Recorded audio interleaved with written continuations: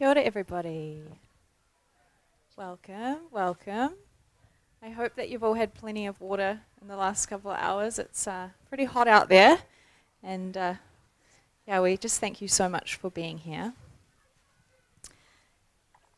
So I am Nikki Osborne, Dr. Nikki Osborne, and in my day job, I facilitate conversations between forensic scientists, lawyers, judges, defense, prosecution, and it's all with the goal of trying to improve forensic science. And science is an opinion, and that opinion is informed by the types of questions we ask, the types of data we collect, the methods we use to analyze that data, and then the way that we interpret that is also based on our own biases that we bring to it. And so if science is like that, maybe our thoughts are also like that, and the way that we think about things is not black and white, and there are many shades of grey, and we're constantly, we have the ability to evolve and change our thoughts in any given moment, as you probably have been informed by Bruce for the last couple of hours. So with that in mind, I'd just like to invite you all to to think about having an open mind throughout this conversation. We all have very different backgrounds, different perspectives. The views that we share will be the view that we have in that moment, created by the environment that we're in, created by the way that I may ask a question, created by the way that somebody has answered a question previously. It's all constantly evolving. So when you leave this, I invite you to think about things you've heard in a way that you say, I heard this viewpoint, rather than this person has this view. And just try and think about what that means for you. So this talk does have to come with a trigger warning. Cancel culture, call-out culture encompasses many, many different things for each and every one of us.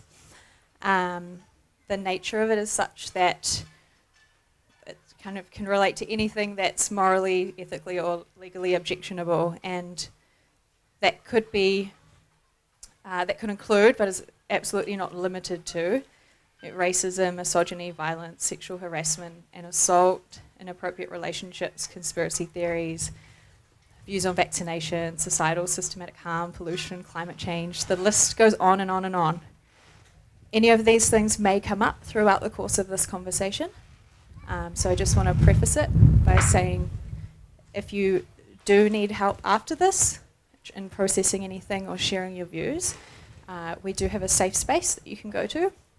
We do have trained professional facilitators who can help you through that process.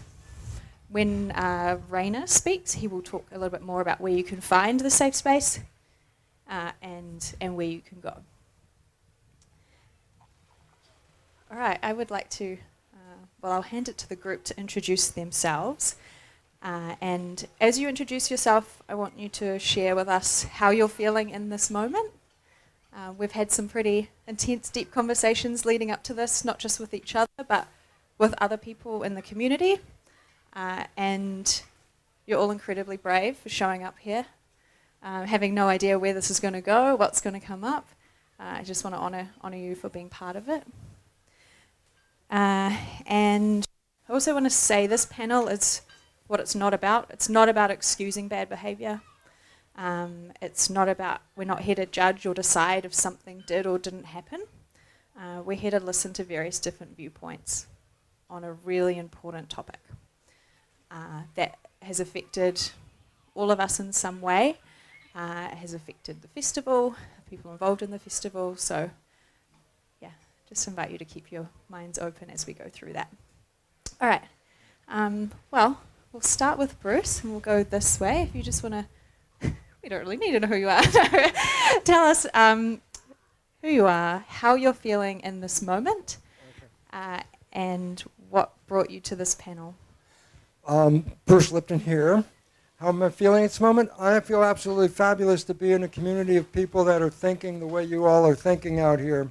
The future of our world is really based on the thoughts that are being passed around on these grounds right now. The idea of community is evolution. And to get into community, this is an example of it. If everybody lived in community, we'd all be happy people like you are today. Kia ora, I'm Franco Hickey, the co-founder of NZ Spirit, and I feel very connected to you all, from dancing with you over the last few days to singing to hugging most of you, I think.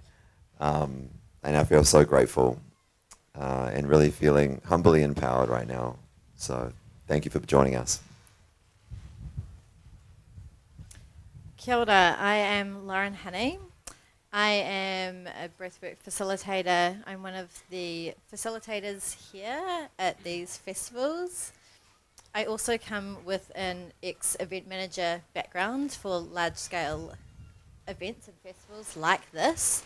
So I've got all kinds of different perspectives on this whole topic.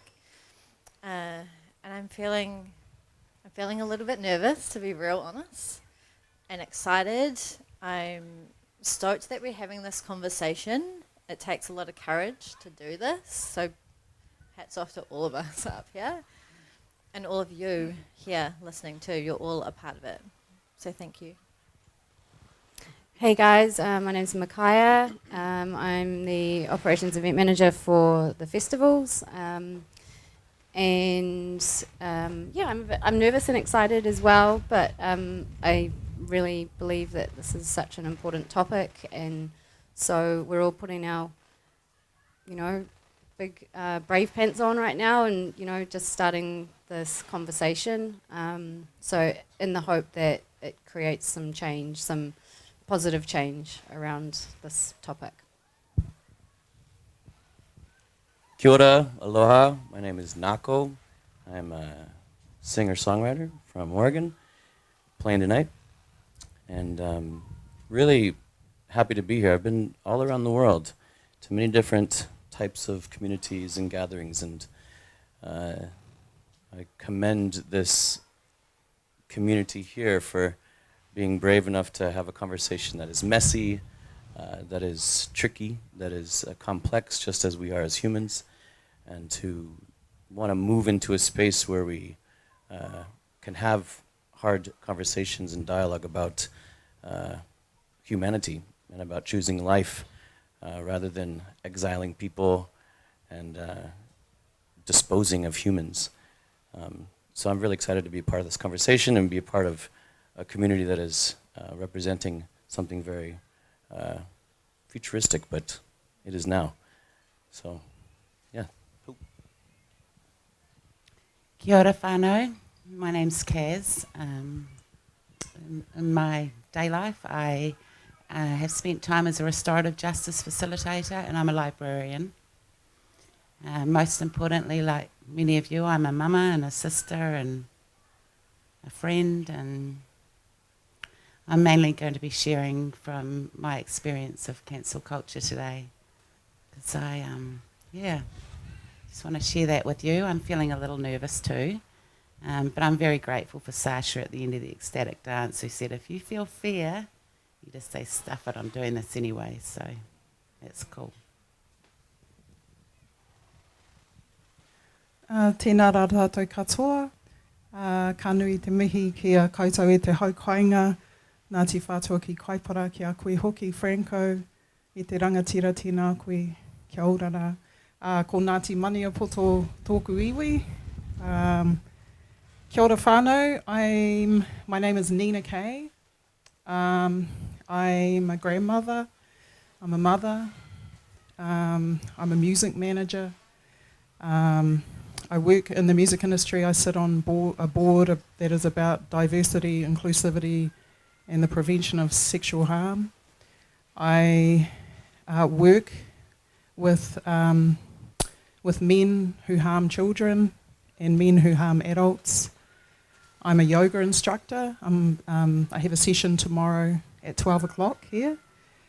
Yeah, that's pretty much me. Ka nui te mihi. I'm feeling good. I'm really happy to see so many people here. your presence contributes to the conversation. Nō reira, tēnā koutou katoa.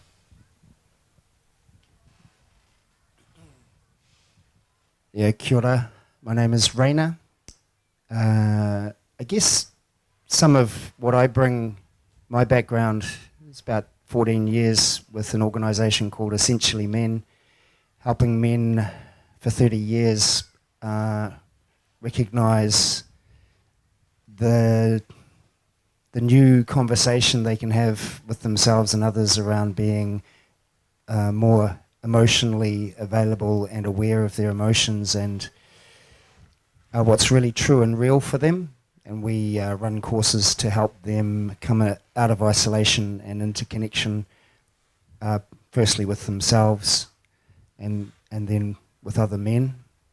And of course, that expands with a ripple effect through their families and their communities as a very powerful, transformative piece of work. I'm feeling very calm, but underneath that is the trust that we're entering into unknown territory, and we're all doing that together. I honour every person that's sitting there, and I really feel you.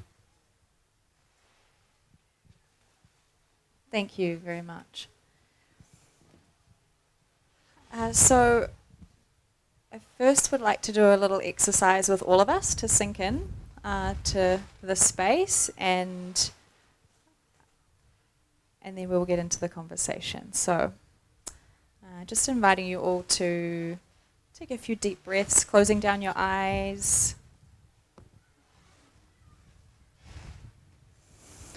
Big deep inhale, big deep exhale. I'd like you to think of a situation where you have heard or read something online about someone. It can be about someone you know, someone you don't know. It can be positive or negative, but something that caused a reaction in you. Perhaps it was something that you felt you wanted to talk about with someone else, or it caused you to act in a certain way or change your behavior towards somebody. So just sinking into that for a moment.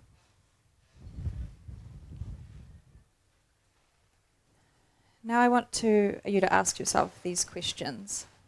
Just thinking about that piece of information. Is this information true for me? That is, does it reflect my own personal experience with this person?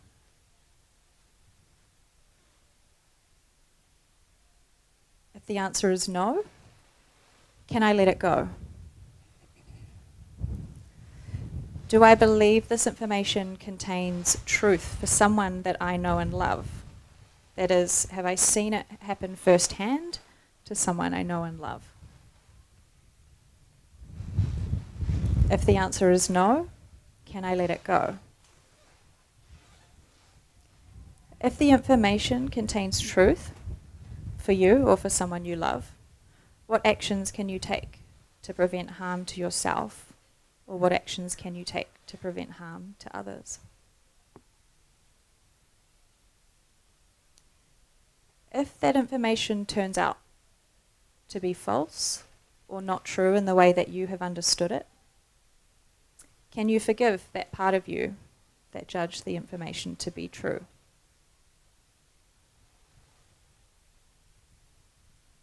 So just keeping your eyes closed for another few moments and feeling into what those questions have brought up for you.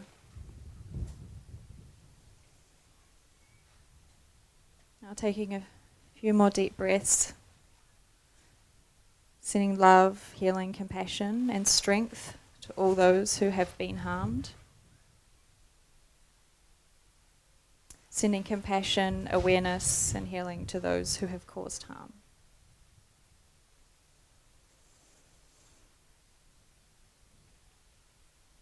And opening your eyes and coming back into this space when you feel right to do so. So we're going to come back to those kinds of questions towards the end of this discussion as well. What I hope that exercise will do is help to open your mind and heart into discerning information that you hear today, as well as information that you hear just in everyday world. I would like to start by offering a definition of cancel culture. It is just one definition, and then I'll throw it out to all of you or to whoever would like to speak to either challenge that or say what cancel culture means for you. And so that just kind of sets the framework for today. Cancel culture or call-out culture is a term used to describe the phenomenon of publicly calling out and boycotting individuals or companies for their behaviour or past actions, often on social media. The idea behind cancel culture is to hold those who have done wrong accountable for their actions and to create a sense of social and community accountability. Critics of cancel culture argue that it stifles free speech and punishes people for past mistakes without allowing for the possibility of redemption or forgiveness. Proponents argue that cancel culture is a necessary corrective to the unequal power dynamics that often allow the privileged to act without consequences, and that it serves as a means of holding individuals and organisations accountable for their actions. Regardless of one's stance on cancel culture, it is clear that it has become an influential force in shaping public discourse and has led to changes in the way that people and organisations behave.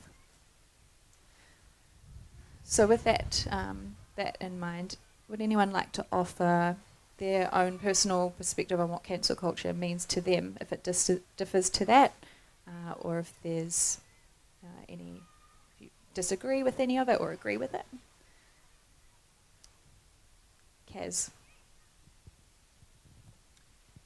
Yeah, so cancel culture for me is around all of those things. But it also comes back to cancellation. Like the big picture of what happens in cancel culture often, for me, is the algorithms that we, are shown in our digital spaces and,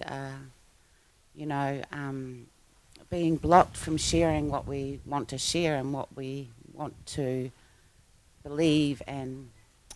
But more than that, cancel culture for me is like the little things in our life, how we cancel one another, how we don't listen, and it can come from our childhood and the things that we had, where we actually just are not present with one another and we cancel each other out, and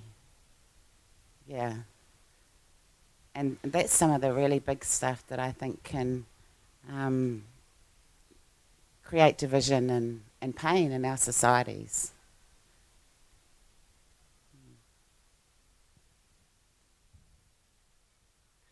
Yeah, thanks, Kaz. Something that comes to mind for me is the ability to share our truth, and as a growing community of youth, if we're creating a community where we encourage our youth to speak their truth, and I think that's a really complex piece of cancel culture where as we work with men to develop their ability, and essentially men that is, to speak their truth, there is the truth, but there's also how is that truth received. And so truth can be shared in a way that takes into account how it's received. So I think that's a piece of cancel culture. We want to be able to speak up about things and bring awareness and attention to matters, but it's all about the language we use and how it's received, either across the internet by community or by the persons involved. And there are ways of delivering the truth in a way that is sent with love and is received with love, and the conversation can expand in a healthy way. That's what I had to say. A thought that I have is that there's a kind of this shift in society where it's almost really scary to have an opinion about something in some way, because if someone else or if other people do not agree with it, then they will cancel you. So we no longer feel safe to share our own opinion on something unless it matches that of the mass of society or what everyone else is following, or the trend at the time, even if that doesn't ring true for you. So if you have an opinion or a feeling or a thought about something that doesn't necessarily match what a lot of other people have, then how do you share your truth without being cancelled? So I think that's a really important thing, because I know I do it. I just don't say anything because I guess I'm scared of the backlash, or of what you might call being cancelled by my peers, because I have a different opinion than they do, which is a shame, because then you end up with the society that is all just thinking one way, and so you're losing a broad spectrum of opinions and a broad spectrum of viewpoints, which is what makes life rich, right? You know, we don't all want to end up being the same, but I feel like that's what's happening. If you don't think what mainstream media are telling you to think, then you're uncool, and therefore you shouldn't speak and you shouldn't have an opinion.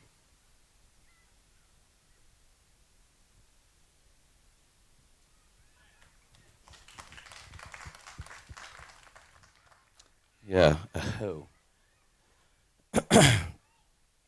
I think that call-outs are actually have been very useful for marginalized people for a long time, and are very useful tools to pressure corporations or institutions or individuals to make changes to how they work in the world.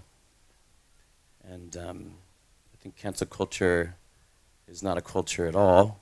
It is a mob mentality, a frenzy where we become the predators and prey upon people and make them disposable and exile them from community. And if we are truly working towards community as a movement to protect all life, then canceling people is not a productive way to do that.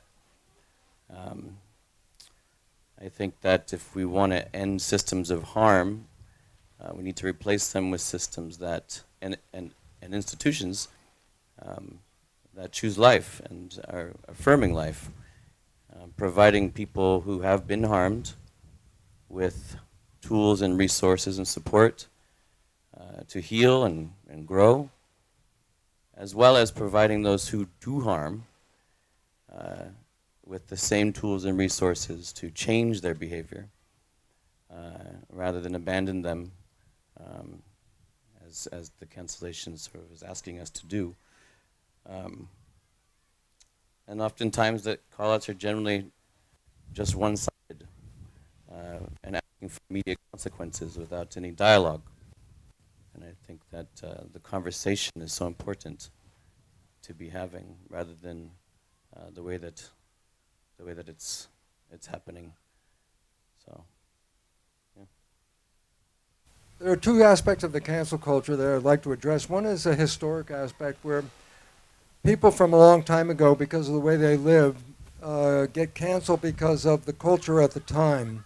I'll give an example, is that George Washington and Thomas Jefferson were great political leaders of the world, but they were slave owners. Were they slave owners because that was something unusual, or was slave owners because that was the culture at the time? To cancel them and their political contribution to the world because of living in the culture they were in, to me is reckless. To eliminate people like Abraham Lincoln and Washington and people in the past because that's the way they came. I mean, for example, if I was going to do it, I'd cancel the Catholic Church because of the Inquisition. How many people did they kill in their belief system? And a lot of people will obviously object to that. So there's a historic perspective. If people were living in a culture a long time ago and that was the way the culture, and they were members of a culture, but they offered something beyond that, I don't want to cancel them. They were just living in the world the way they were living. But I can talk about today's cancel culture with a lot of, direct experience. Today's cancel culture gave us the lockdowns. Today's cancel culture shut down the community, shut down the global action of the world because of COVID. If anybody had a different opinion than what was the official opinion, we got canceled. I got canceled. And the reality is what happened? Well, it was taken over by a few people who have I was going to use a bad word, no idea of what the hell they're talking about. What the hell do government people know about locking down people from COVID when they have no idea what the hell COVID's all about? They bought that from some people, money people especially. So they canceled an opportunity to have a discussion about the COVID story because they said they don't want to hear it from anybody that didn't agree with them.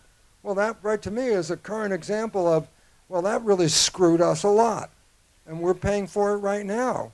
And the fact was, to make one person's opinion the opinion of the world, and to say, I'll give you the one that irritated me, is Fauci said, if you don't believe in me, you don't believe in science. I go, who the hell are you, the Pope of Science? He canceled people, and it was totally unscientific, and it cost this country and our country and the States and around the world, it cost them so much, and especially the children who got locked out of communicating and watching people with face masks when children were designed to read faces, to understand what was going on, and then not even being able to see a face. You canceled the activity of a lot of young people in this world who can't judge anymore. So cancel culture might be right, but if it's the opinion of one person versus the opinion of other people, then you've lost the communication. And the last thing I would say about that is communication is what is called community. Community does communicate. When there's no communication, there is no community. And this is what we experienced in lockdown.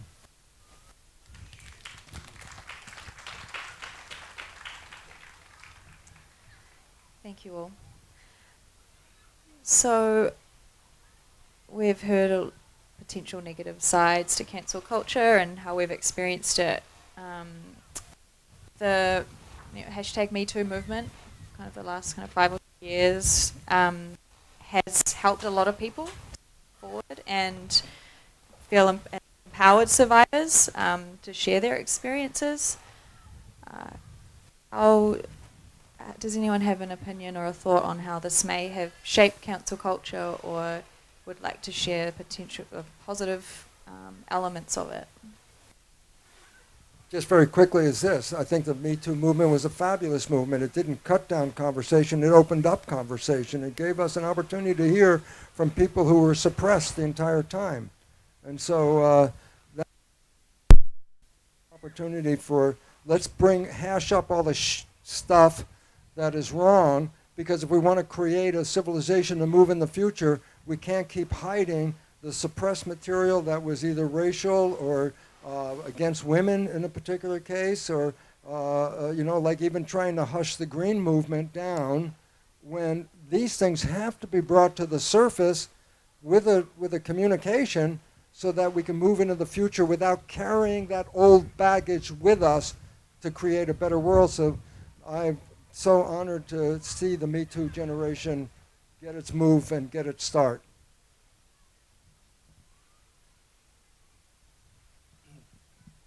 Thanks, Bruce. Similar to what I was going to say on that. I'm really grateful for the Me Too movement because it made it okay to speak up about the difficult things, and it certainly showed a massive wave of what was happening in our community that needed to be spoken about and wasn't being listened to or believed, and it created an environment where belief and listening first rather than cancelling immediately and hiding was a new culture. Yeah, thank you. Yeah, I agree. The Me Too movement was very powerful as a woman in a pretty harsh world. I've had quite a few situations in my time where I've been taken advantage of by men, and never felt like I was able to speak up about it. So I haven't really ever spoken about the stuff that's happened to me. I don't feel the need to, but just knowing that it's kind of it's okay to do that now actually gave me some room to heal from that. For me, when that movement came out, it actually brought back some memories that I had suppressed of certain incidences that had happened when I was young, and it was quite confronting. And I did, like I said, I didn't feel the need to put it out and kind of add my experience to it in a public way, but it gave me this like inner kind of ability to process it. And I saw a lot of my female friends, they kind of put their stories out there, and it gave them the opportunity to process some really horrific things that had happened to them.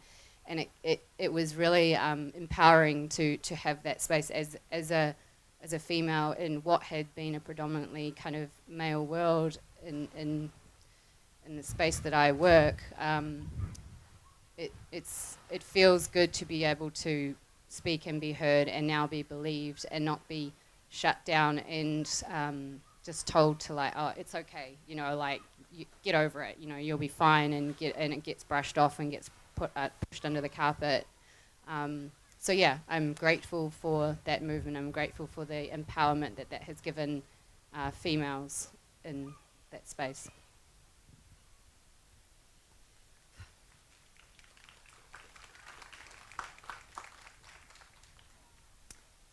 I want to echo a lot of what you just said.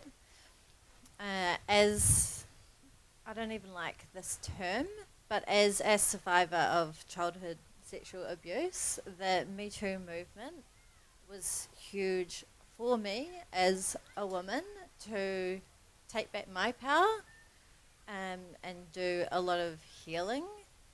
So important. That movement was huge. And some of the people on this stage have been amazing at helping me. And I feel like the way the Me Too movement helped, or it helped to shape cancel culture, was perhaps in a way it gave people the courage to take their voice back and say things that have happened to them. Whether or not it's always right to voice it publicly or not, that's another question. I feel like that's a whole tangent. Yeah. It's a huge movement. Thank you. I just want to pass to Nina Kay first, in case did you have something you wanted to add? Sure. Me Too movement, I think you've already said it. I think it's already been said. I guess for me, the whole thing around cancel culture, if I just quickly go back to that, is that I see that as being a behavioural thing, cancel culture. I don't really see it as being culture. I see it as behaviour. And I cast my mind back to growing up as a young Māori girl, and how I experienced cancellation and saw many of my community, my Māori community, experience cancellation within a predominantly non-Māori community, and how children at school were cancelled all the time for not speaking English properly, for not wearing shoes, for smelling a certain way, for looking a certain way. So when we talk about cancel culture, I understand the social media aspect of it as something new, but for me it's something that's existed since I was a child. Yeah. The Me Too movement, I think fantastic. I think it's wonderful how it's done all those things. I see it as being a step in a process, and a step in a journey that we are taking and that we need to take. Yeah. Kia ora.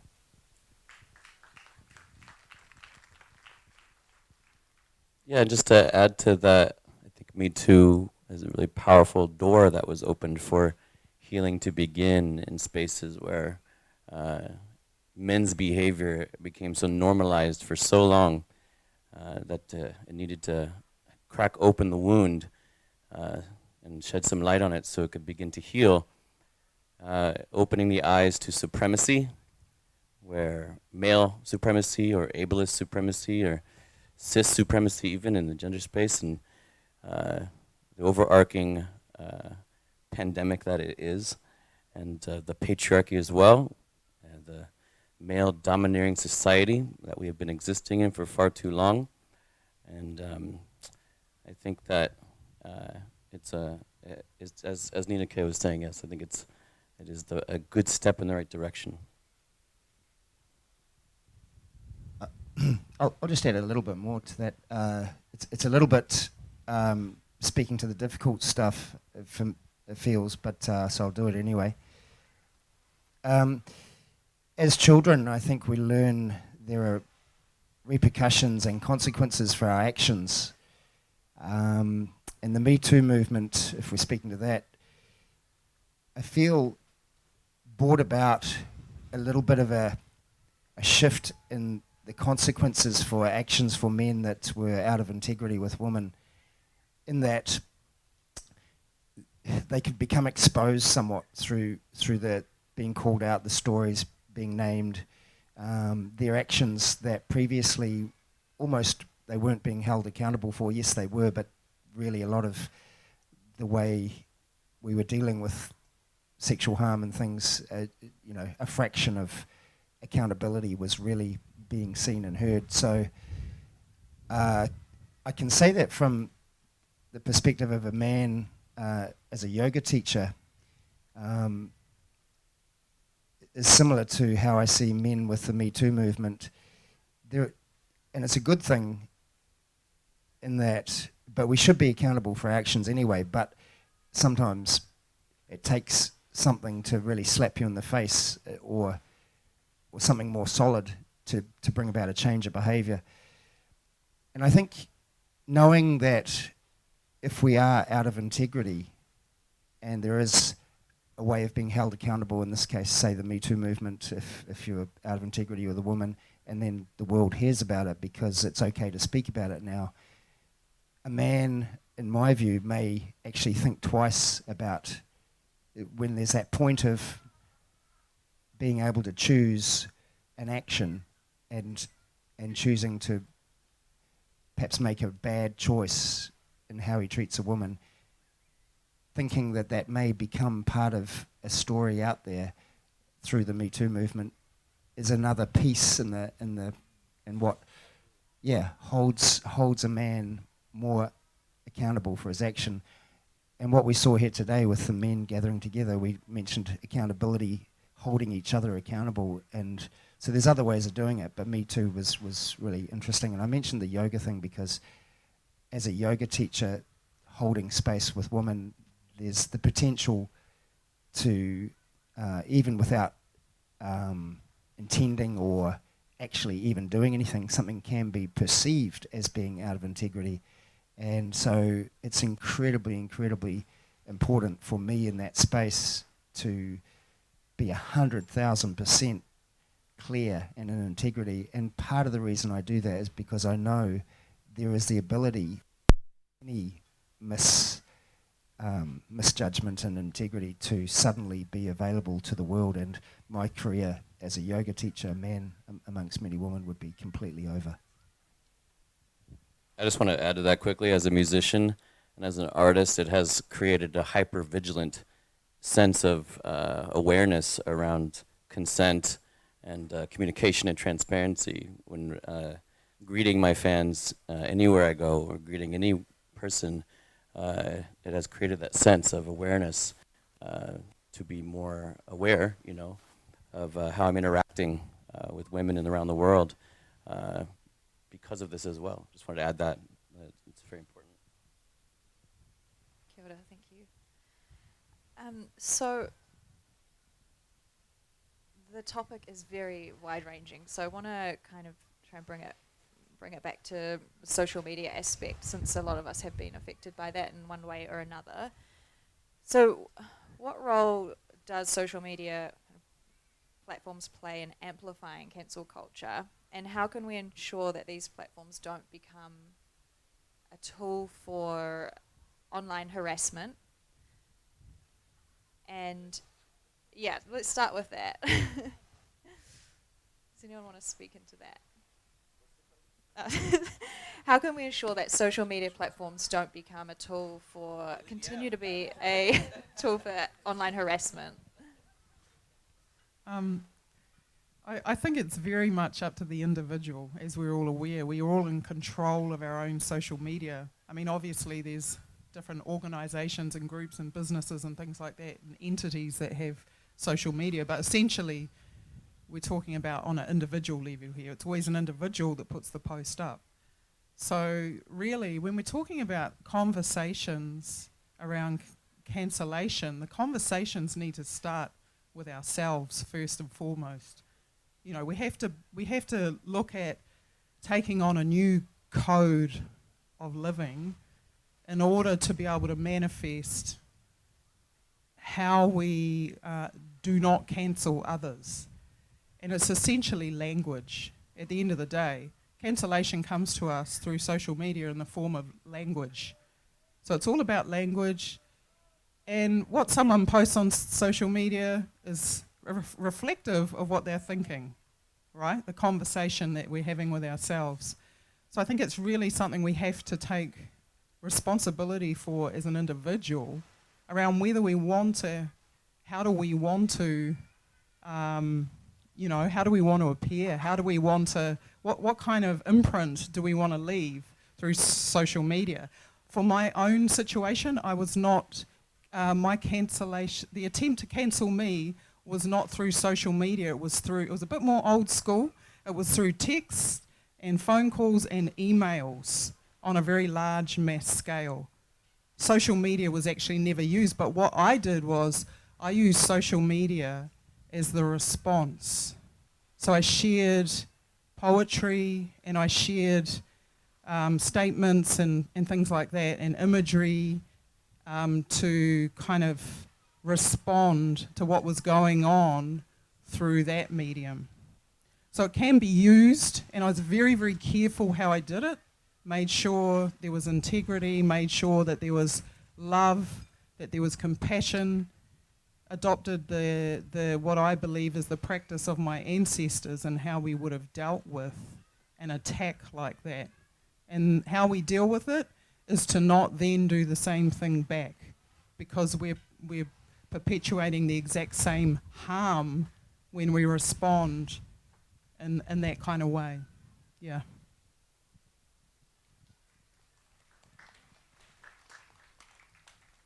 I think with social media, it's too easy to just blurt something out into via the keyboard. You know, I think we need to become more conscious of what we're putting out there. And I'm not saying don't speak your truth. I'm just saying if something can be resolved in a conversation, or if you haven't even had a conversation with that person, or there hasn't been any other communication, then to sort of put it out on social media without kind of doing that is causing more harm than good. And I'm not saying that it's never appropriate. In some cases, there will be a time and a place for that, a space for that, you know. But I think that it's all too easy now to just use the keyboard and to just put something out there and have no kind of thought of the consequence of that and the reality and the impact that that's going to have on someone else's life.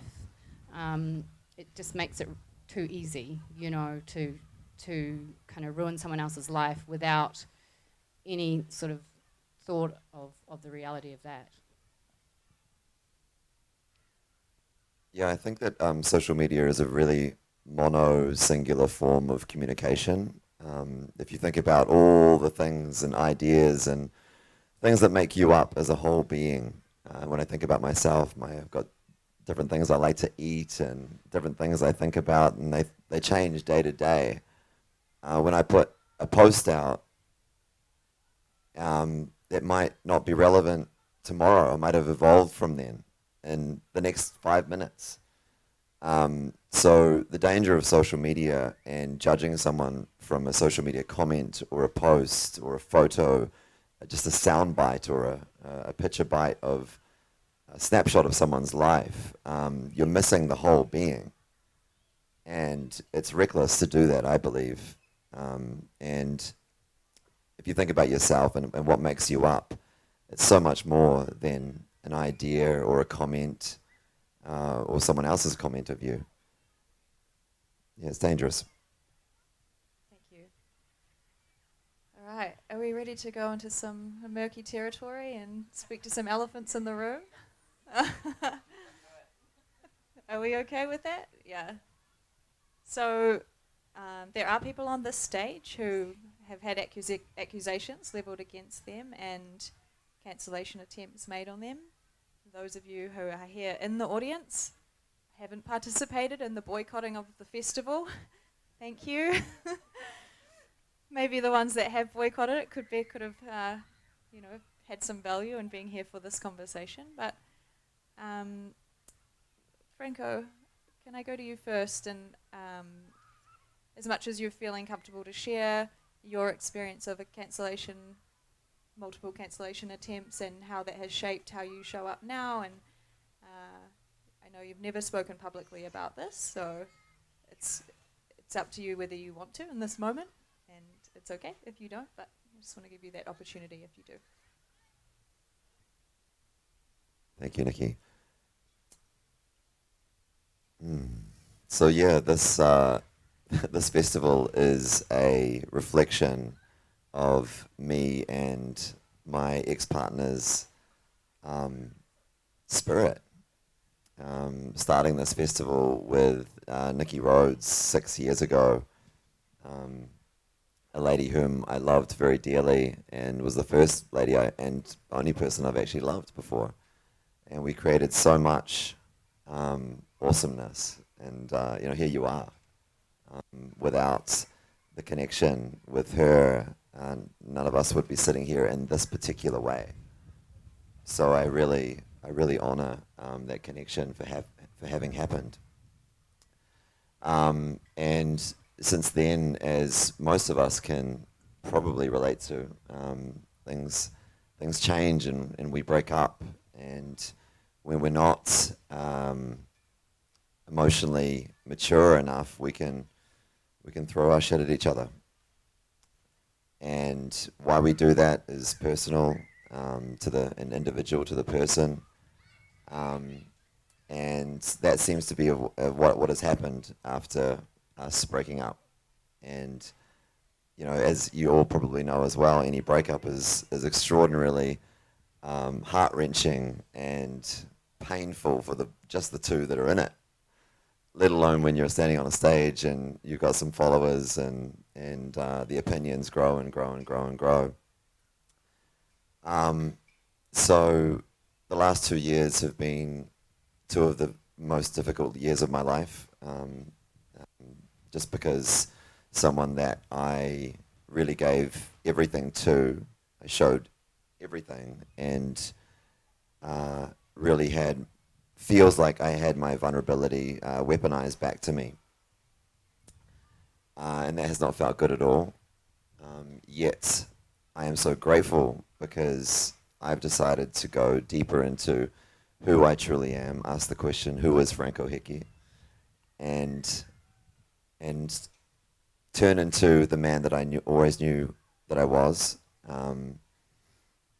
learning how to be a good kaumatua, and using that pressure of many, many, many, many opinions, and some pretty mean things being said about me out there, to really work on myself and show up, just continue to show up and be real, and not run away from these conversations.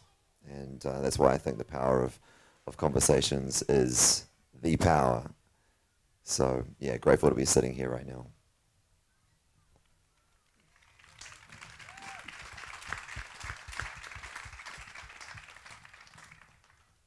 So I want to speak into that a little bit as well. At the time that allegations were raised against Franco, I'd only recently met him, and he had this idea of buying a farm. And I was like, I'm keen to be involved in that. And then, and we started working towards putting this together, and then these allegations came out. And I was like, oh, shit, I'm going to run. I do not want to be involved in this. This is absolutely not okay. And then I went through that exercise that I took you through this morning at the start of this. And I just said, is this true for me? Is this true of anyone who I know? And the answer was no. And I had some really hard conversations with Franco, and and I was really close to not continuing on that journey to be part of this. But I'm so grateful that I followed my own intuition and my own discernment of the information I was hearing, and I followed what I knew to be true of my connection with Franco. And if it wasn't for that, I'm not sure that we would actually all be sitting here. I know that sounds a little dramatic, but it was Franco and I that started all of this. And if I had cancelled him in that moment because I had believed a social media post, it hurts me to think about the amount of healing that wouldn't be happening right now. So discernment. Is this true for me? And I really do encourage you all to come back to that when you hear information.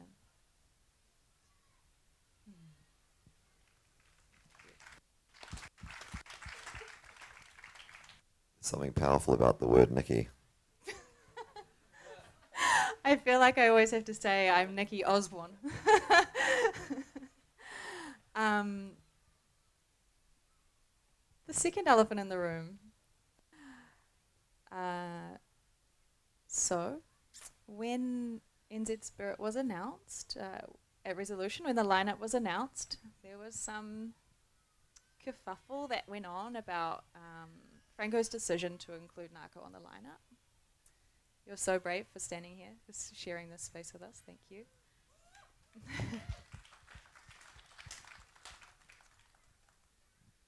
I would like Franco Makaya to speak through the process of having Nako here and of rising above the noise that was happening in the background to be sitting on the stage here today. Yeah, if you'd like to speak into that process, and then I'll offer Nako, I'll offer you an opportunity to respond after that. So Franco, came with the idea of having Nako on board. To be honest, I didn't know a lot about what had happened, so I had to quickly do some research and kind of get the backstory. And I said to Franco, "Are you sure?" Like, I freaked out. To be fair, I said, "Are you sure that this is the right idea?" Particularly with what has been going on with Franco, and that had been really hard already. And I said, there's already like this kind of heat around this topic. Are we just adding fuel to the fire? And I can't remember exactly what you said at that time, but it was something to the effect of, trust me, like I know what I'm doing. And and I was like, I don't know if I do. I don't know if I trust you. But no, he said trust me. He said trust me, and we can't run away from this sort of thing. And I thought about that, and just touching on what Nikki, I had the same experience when Franco came to me about coming to work with him, and there were allegations and stuff flying around. Now I've been a friend of Franco's for a long time, and I've worked with him in his past, and it was a very different environment than this. And I had to also go inward and think, do I want to get caught up in this? Is this what I want to be doing? Does this align with who I am as a person and all that type of thing? And I really had to go back to how do I know Franco and what do I know of him, and believe my intuition and believe my instinct and my experience of Franco as a person. And I'm so grateful that I did, But yeah, so when having Narco come on board as a headliner came up, it freaked me out. And I thought, okay, are we just asking for trouble? If you always just conform to what everyone wants or the safe option, then there's never going to be any growth or there's never going to be any change. And I'm all for that. I'm all for the sticky parts of life, and I'm all for, working through the hard shit, which is why we're here right now, is doing the things that, feel the fear and do it anyway. And that's where the growth happens. That's where the change happens, So, yeah, it wasn't a decision that was taken lightly, but we did our research and spoke to Narco and feel that we made the decision that was the right thing to do.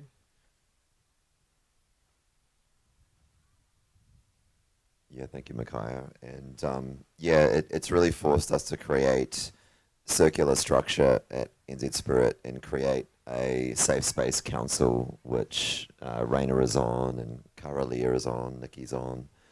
And we talk these hard things out because growth does not come from being comfortable. It comes from communicating the almost always the unspoken, the difficult stuff. So I didn't just say to Micaiah, trust me, I know what I'm doing. Just on record. We're creating, it's forcing us to create circles of amazing people that are speaking stuff out and all have a different angle, come from a different past, a different place, a different culture. And that's where I see NZ Spirit going, is just far more circular structure where we would just get amazing people in that really know their slice of what they're doing and can contribute to the wider conversation for this movement of well-being and trust and safety to ripple out into the world. So we really did our homework. We had many Zoom sessions and phone calls with Narco, and here we are today. It was obviously a big yes in the end.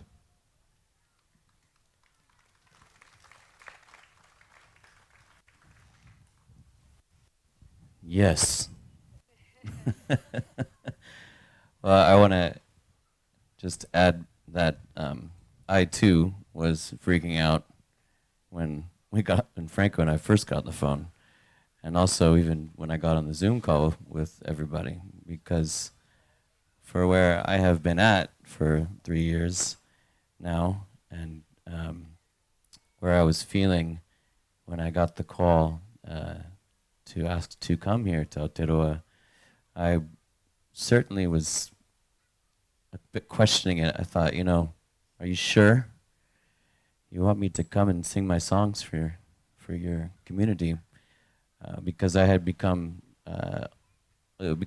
all too normal for me to have been exiled from places where I had once been welcomed, and had come to a place even just probably a year prior where I almost felt like, is it even worth it to me to even continue to perform live? I'd really gone into a dark place, a deep depression, and almost had lost my passion for the art of it itself. And so when inquired to share what I do here in this community, I wanted to make sure that everybody felt comfortable and that we were very thorough about our approach, keeping in mind a potential divide in the community, and keeping in mind the wants and needs for this festival, for to move forward and how they want to move forward. And I think that actually this panel was what sink, line, and hooker for me. It was like, okay, we can sit up here and chat and talk about the messy stuff. Cool. I'll come sing some songs. Sure. And, you know, and to commend you guys because through my I've created a for myself to protect relationships with people, with festivals, with promoters, with people in the industry, because there is an interest for me to continue to share what I do, but the fear of the audience, the fear of the people, is what I find to be most interesting. Because of course most people will say, well, we don't want to get canceled ourselves. And so I'm quite intrigued at the still lasting effect of this thing that we are in. And the leadership here, I want to just mention too, is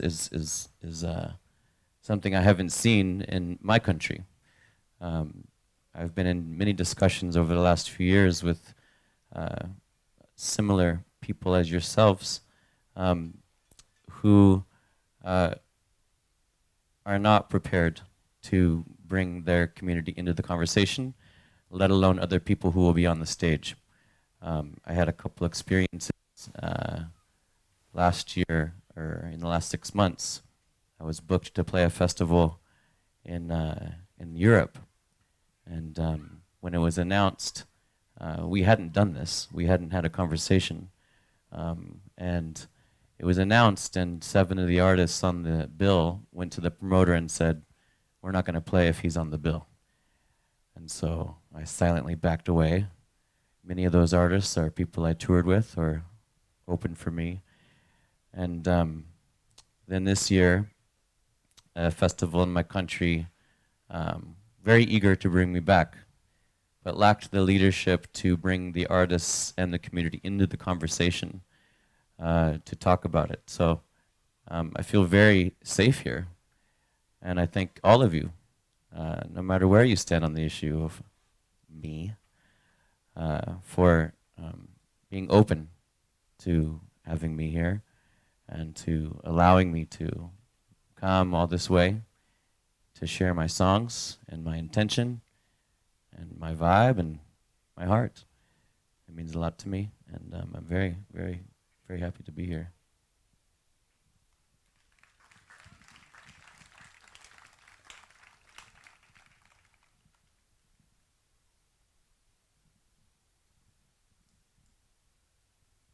Does anyone else want to comment on anything that's come up in the last little bit?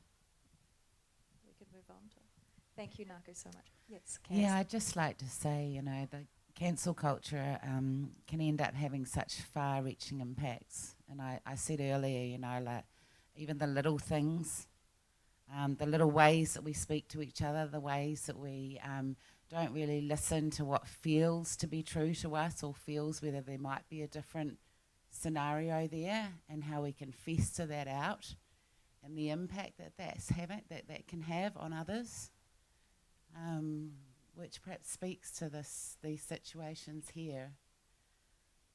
You know, I was cancelled quite significantly in my own life over the vaccine issue, and huge levels of pain, and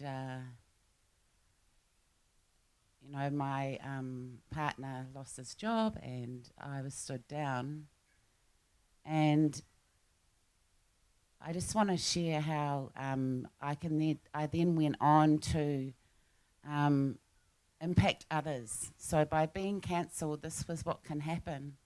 this is what can happen to any of us, is that if we don't have people who love us and will back us, like Franco has, Narco here, then we can go on spreading that pain and that hurt. So like for me, I started to push away my partner because I had fear. I wasn't there to hear my children as much as I should have, you know, and that pain will ripple out and ripple out and ripple out, and we want the opposite here, you know. We want love, we want beauty, and the way we can do that is just to really pause and question if what we're hearing is right and whether it's true, and speak to one another in person, create that space, which for me, finding this tribe and all of you is, I believe, what's actually saved my relationship.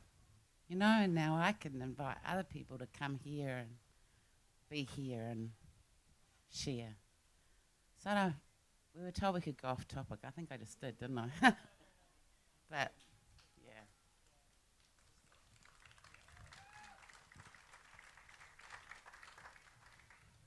So we have heard a lot from people who have been cancelled, and it's also true that real harm does happen, and there are people that feel they have been harmed. So what avenues can we go down when harm has happened, where there's not perhaps a accusation on the person going down that avenue that, oh, you're just participating in cancel culture? You know, what are safer, more just ways to actually hold people accountable while allowing those who have been harmed due process, a way to process what has happened to them? It's a big question. I had about 10 different minor questions within that, but... Yeah, thanks, Nikki. Again, speaking from the perspective of essentially men, almost the number one tenet, if that's the right word, a tool is we help men to start to begin difficult conversations, is say, I feel, or I am scared, or I am happy, rather than you did this to me. So obviously conversations direct, and then how those conversations are done in a healthy way. Speaking, I feel this when you do that is different to you are wrong when you do that. And the beautiful thing about that is when a man says, I feel something, we can't really say he's wrong for feeling the way he feels. And then there's compassion and understanding, and the dialogue begins to open up.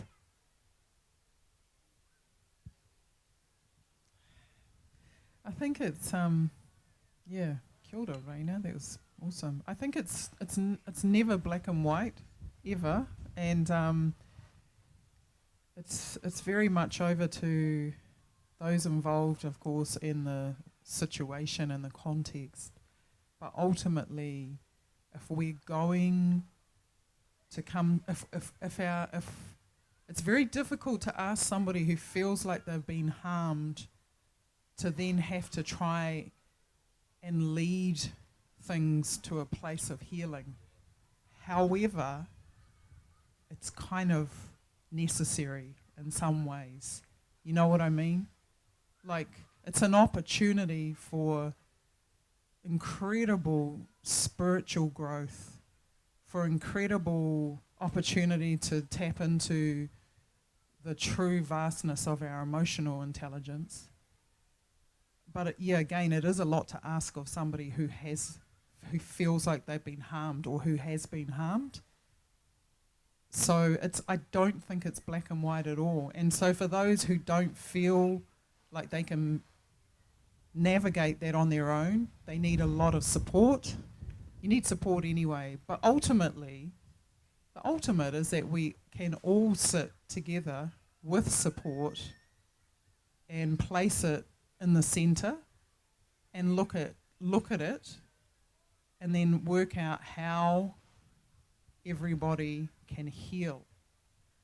You know what I mean? It's that thing of hurt people. I know for me, the person, when I was attacked and it was an attempt to cancel me, where I'm at today, this happened years ago, but where I'm at today, I hold space for that person. I still do. It's really important for him and his healing and growth. And he knows I do. We've come to a really significant place, you know. So there has been a time where he's actually come to me for support. And I was saying to Nako the other day that was a really profound moment in my journey when we have a saying in Te Ao Māori, mā te whakamā e patu, or waiho mā te whakamā e patu, which basically means you leave. It's kind of that whole thing of karma. Karma comes around kind of thing. But whakamā being shame. Mā means white, pure, light. Whakamā means when you're whakamā being shame, it means that you get to a state of light, purity. You know what I mean? I suppose like enlightenment. So that's where whakamā can lead us. And so I think ultimately there are journeys to be travelled with this, and we end up in these situations, and Franco and I talked about this too, about how we have to ask ourselves, how did I even get here? You know what I mean? When somebody makes an attempt to cancel you, you have to unpack, you have to ask yourself 100 questions, 1,000 questions every day. Did I do this? Did I not do that? Could it have been perceived as this? You go through the fire, and the fire is a form of whakamā, the heat, the pain, bringing you to a state of light. So I'm not sure if that's really answered the question, but I know in terms of for us, our culture, I think that's really profound, that whakamā, in some ways, if we hold space, we're all human. We hold space for each other too in our growth and healing. We ended up in situations not by accident with each other. And there's a lot of pain in the world. But does that mean that I then have to become angry and resentful and want to attack in response? I may experience those feelings. That's okay. It's okay to feel angry. But at the end of the day, it's how I move forward. And I have to move forward with love, with compassion, with integrity, with truth, with belief, with hope, with trust, with boundaries, all those things, right? I don't think I answered the question. I have a question to ask in that same thing. My question, though, is that, a lot of these call-outs come from places where people that don't have community. They might have like a community, they don't have elders necessarily, and there's a feeling of being very alone, when it happens, and when they're doing that call-out, like what you were saying, even in that Hawaiian way, like the ho'oponopono, to like call in the space, the center, to have those conversations. But how do you do that? How do you do that when that there's no possible way to even have like the council fire with people like that? Like someone me out, and how do you do that?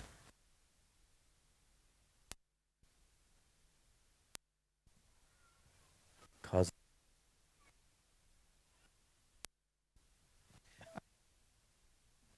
You, Nako. And I mean, and you ultimately,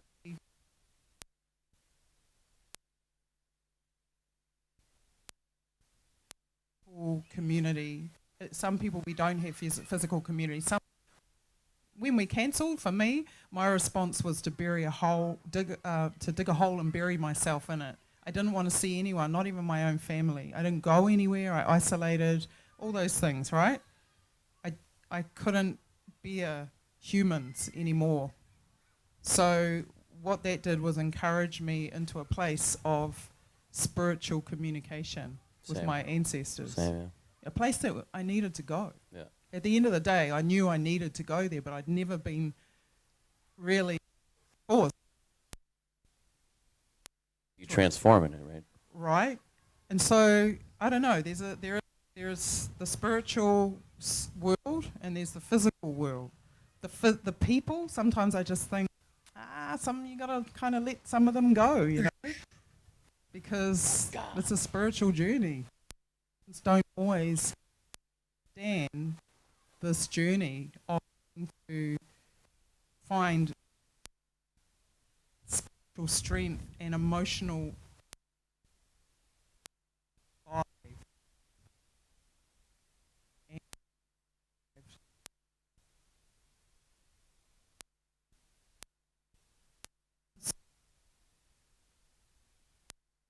Is a modern human, but it does not belong to a spirit. You're really, yeah.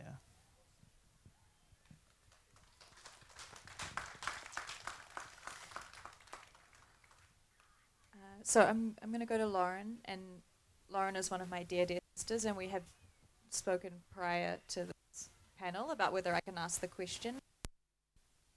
You're okay in this moment.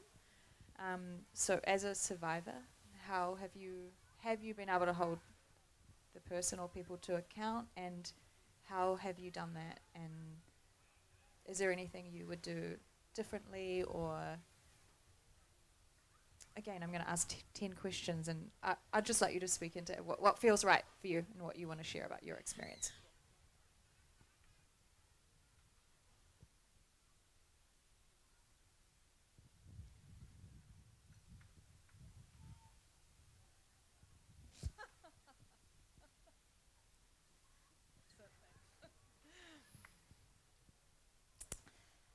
So for me, there's two separate things. There's childhood, and I'm not going to speak about that one because that doesn't feel right. But there was another incident, and I'm not going to speak about what the incident was, who's involved, none of that, because that doesn't feel right or necessary, really. But there was an incident that happened. There was absolute wrongdoing because I was involved. I know that, you know. It's not something I read or anything. The way I handled it was I actually took a good few years and didn't really do anything. And then when the time came and I felt more comfortable and there was some factors involved,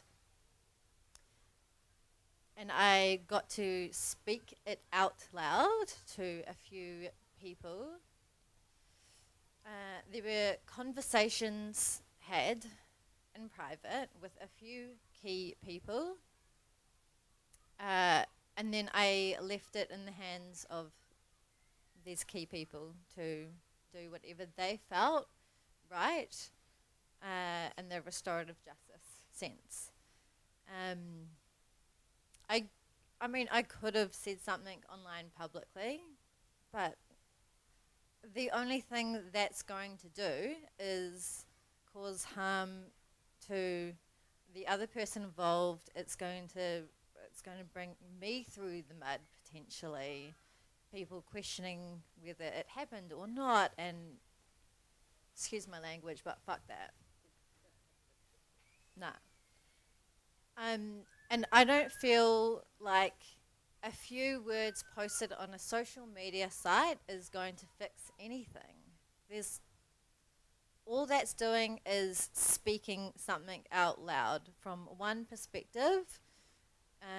That doesn't feel like a right way to handle anything to me. I can understand from the perspective of if someone is a real, actual 100% predator, then people should maybe be aware. That's the only kind of perspective I can kind of understand. If it's more singular events or like one thing or one person, then call out ain't it. It's conversations. It's restorative justice. It's not online. Thank you so much, Lauren.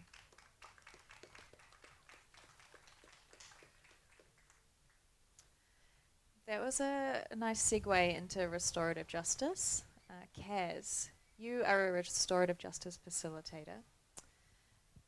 Would you like to speak into what restorative justice is and your views on whether it is helpful or harmful to those involved? Okay, so just a little disclaimer. Due to the topic I mentioned before, I actually haven't practiced restorative justice for quite some time. And that's okay, because cool other things come up, don't they? We all find. So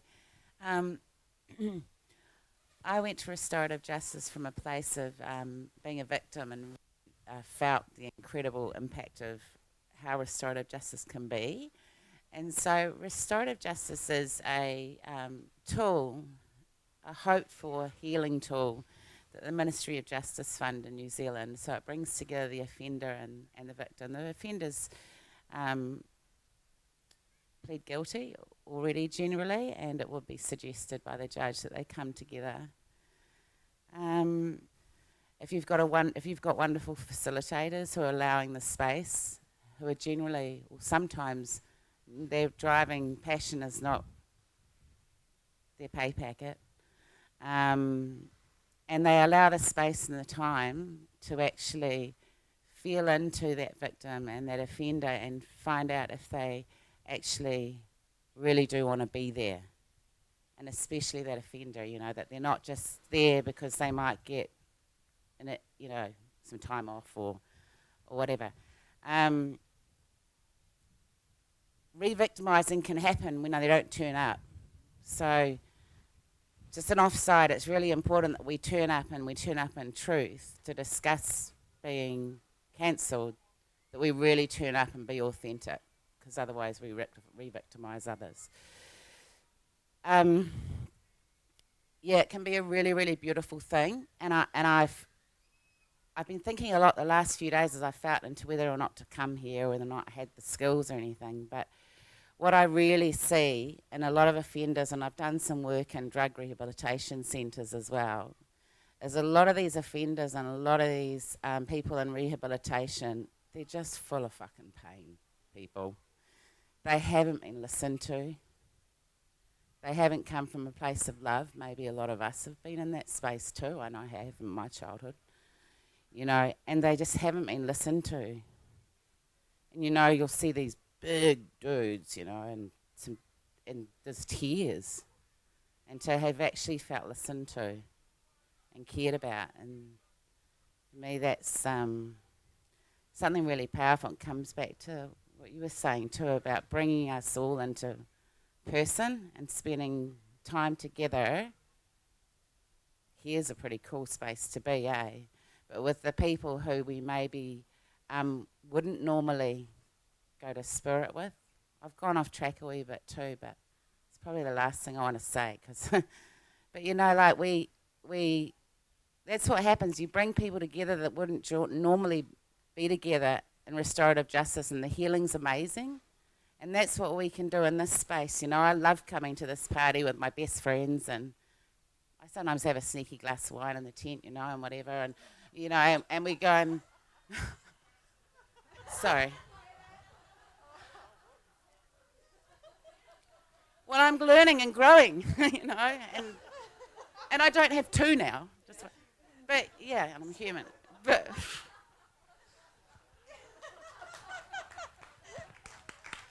shirt.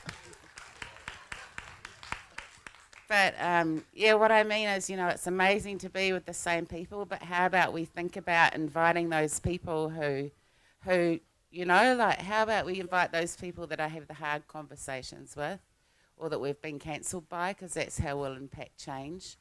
I was thinking today I might invite my mum, because we cancel each other. I don't know, I'm sorry, I went off track, but that's how we can make a difference, because this cancelling stuff, I know sometimes we're saying, oh, it'll all be all right in the end, it'll all be right in the end, but if we keep letting it rot and spread, we've got to stand up. We've really got to. Beautiful, thank you. Now, we could continue this dialogue for, well, the rest of our lives. I hope we do continue the dialogue for the rest of our lives. Yeah, I would, well, first of all, Micaiah, if somebody at the festival feels, if they have seen something they're not okay with, or they feel something has happened to them, what is the process at NZ Spirit? Hello? Yeah. Okay, so the best process is to go to the info tent and ask them to, they can radio me and to speak to me or Franco, and then we will come and speak with that person in private and assess the situation, because there's no one size fits all in these incidences. And then we will get the appropriate help and assistance for that person and make sure that they are held and that the situation is addressed correctly. And sometimes we might not realize that until after the festival, and that's still, you can still reach out after the festival if you feel like something happened that you weren't okay with.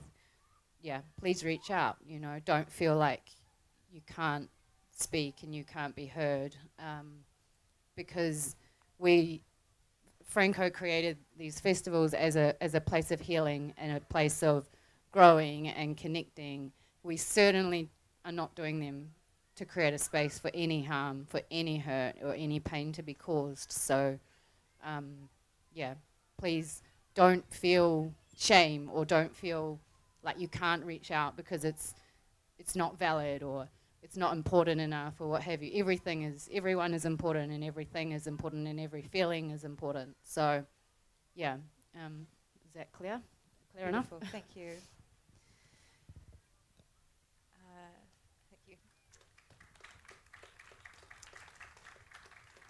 So before we wrap up, I'd just like to offer, we'll go, maybe we'll start with Raina and come back this way. Just offer a few words if you feel you haven't been able to share something, not too long, maybe 30 seconds maximum, but maybe speaking into what kind of culture do you want to see in this community? Yeah, 30 seconds, good one. I just counted the number of people here. You got 15 seconds. I think, okay, it's a bit of a philosophy talk. Slow down, breathe, look in the eye, feel from the heart, speak your truth, and listen. Listen to the other person's truth as a community. And I echo what Micaiah and Franco are doing, creating safety. That's the discussions that go on for weeks and months are around building a new way of being. This is what we're doing on this land and in this place, and that's why you're here. We're all involved in making things better.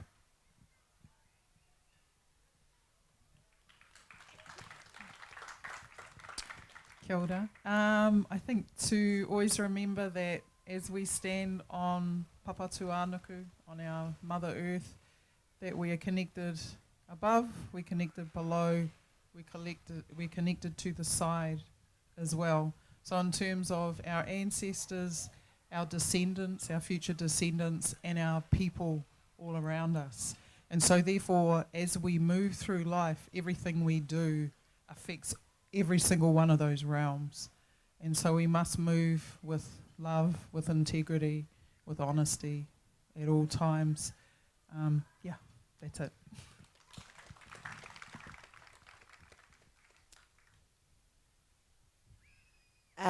Probably feels a little bit like preaching to the converted, because I've learnt so much from just being here at these amazing festivals. But yeah, I'll just go back to what I said before. Let's bring others on board, bring people who might not otherwise come, spend time with them, treasure them for their differences. And even if it's not here, reach out to someone to go for a walk on the beach who you wouldn't normally. Spread your knowledge, spread your love.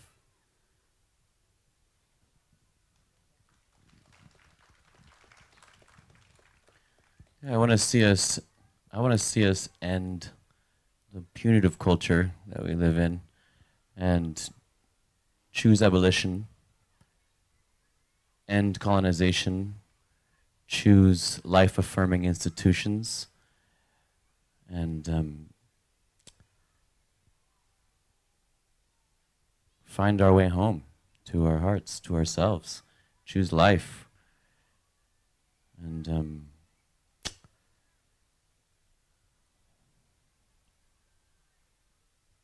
not dispose of each other with such ease and joy, and truly find our communities that will support us, hold us, tools and resources to feel like we really truly have family.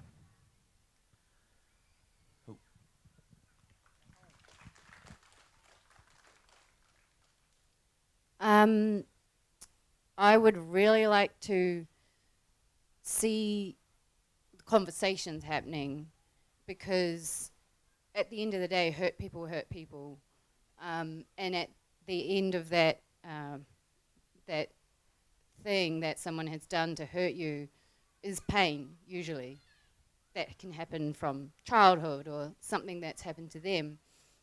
And so instead of just perpetuating the cycle of abuse and pain and trauma, you all have the power to stop that cycle and to change that cycle and to create love and connection and growth just by the simple act of having a conversation, even when it's hard and even when you feel victimized and you feel trauma and you feel pain, to look so deep within your heart and try and see that the offender, and try and see the person that might have caused you that pain as a human being that's probably suffering as well. And to try and put aside your own pain and connect with them in a way that creates expansion and growth, and see the human being and don't just look at them as this terrible, horrible, nasty, bad person. Sure, there are incidences where some people are inherently quite damaged and do cause a lot of pain and need a lot of help, and not necessarily something that we can do ourselves. They might need more. But they're still coming from a place of pain, you know? So I just would implore everyone to, next time you feel hurt or you feel victimized, if you feel safe to do so, to try and have a conversation with that person. And it might mean you need support. You know, you take support with you. You don't have to do it one-on-one. You can create a circle of trust, a circle of people around you, and do that in a safe way and in a safe environment. But see it as an opportunity. See it as an opportunity to change someone's life. Not only yours, but someone else's life.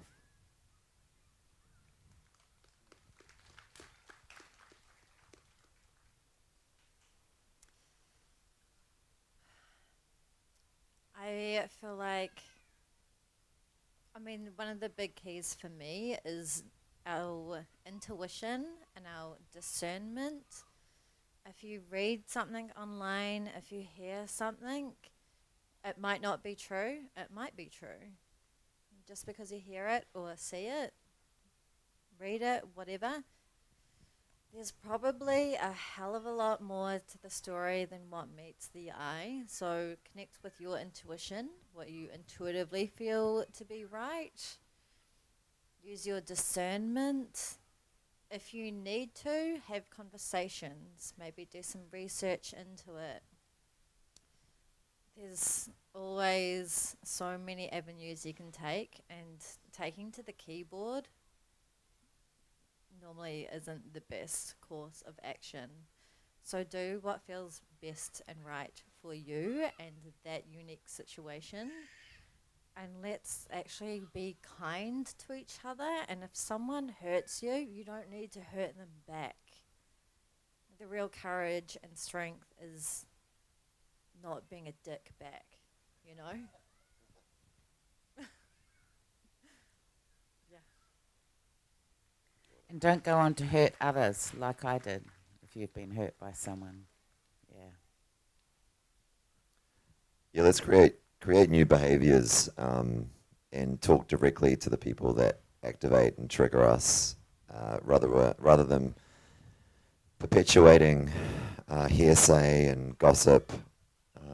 You know, we don't want our kids to witness this and keep doing these average behaviors. You know, let's talk directly to the people that are triggering us. Let's inquire with the person face to face, and let's start today. Kia ora. Thank you, Franco. Anger and hatred biologically undermine your health, and not only your health, but the health of the people around you when you carry that. I just want to say this because I'm not a religious person, but something that was so important that I thought I would bring it up is that when Jesus was on the cross and he was dying, one of the last things he said is, "Father, forgive them, they know not what they do." I want people to understand what that really means in our world, because we talked about this before, that we are spiritual people, but we're also programmed people. And we have to separate the spiritual person from the program that they may be playing. So if somebody screws you up in some way, is it their spirit that screwed you up, or is it the program that screwed you up? Meaning this, I don't have to hate them because you have to forgive them. They don't know what they're doing, because we just talked about the fact that 95% of your life is coming out without you even knowing what you're saying and doing. And that when somebody does this, did it come from their spirit or did it come from their program? I don't hate them from their spirit. I may not like their program. And it doesn't mean I have to hang around with them either. But it doesn't mean I need to hate them as a spiritual entity. They just got misprogrammed and are playing that. And they're the ones that don't even see it themselves when they're doing the program. So, Father, forgive them. They know not what they do.